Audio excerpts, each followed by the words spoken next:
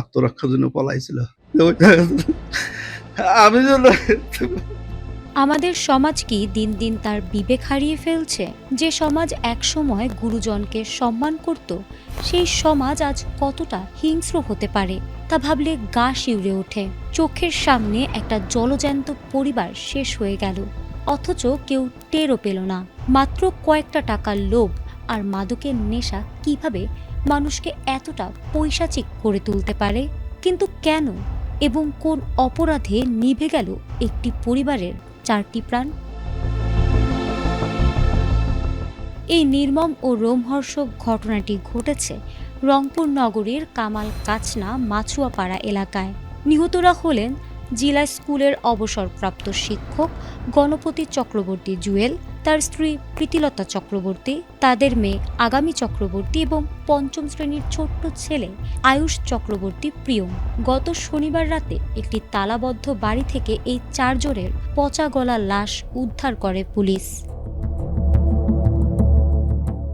তদন্তে নেমে পুলিশ যে হাড়হিম করা তথ্য পেয়েছে তা শুনলে যে কোনো মানুষের রক্ত হিম হয়ে যাবে।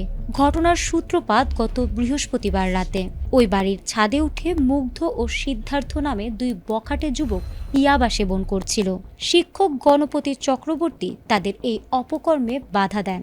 এই সামান্য বাধাই যেন কাল হয়ে দাঁড়ালো। নিজেদের অপরাধ লুকাতে ওই 2 যুবক পৈশাচিক উন্মাদনায় মেতে ওঠে।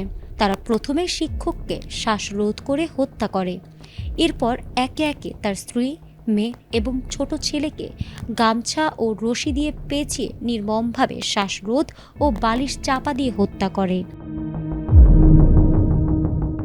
খুন করার পর খুনিদের আচরণ ছিল আরও ভয়ানক। তারা ওই বাড়িতেই গোসল করে, রান্না করা খাবার খায় এবং ঘটনাটিকে ডাকাতি বলে চালিয়ে দিতে আলমারি ও ড্রয়ার ভেঙে টাকা পয়সা লুট করে। এরপর বাইরে থেকে দরজায় তালা লাগিয়ে তারা পালিয়ে যায়। পুলিশ ইতিমধ্যেই এই 2 খুনিকে গ্রেফতার করেছে, কিন্তু এই ঘটনা আমাদের সমাজের সামনে এক মস্ত বড় প্রশ্নচিহ্ন ছুড়ে দিয়েছে।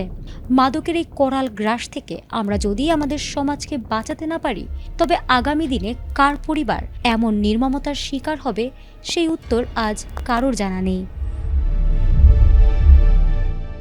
ফারহানা হক, ATN বাংলা।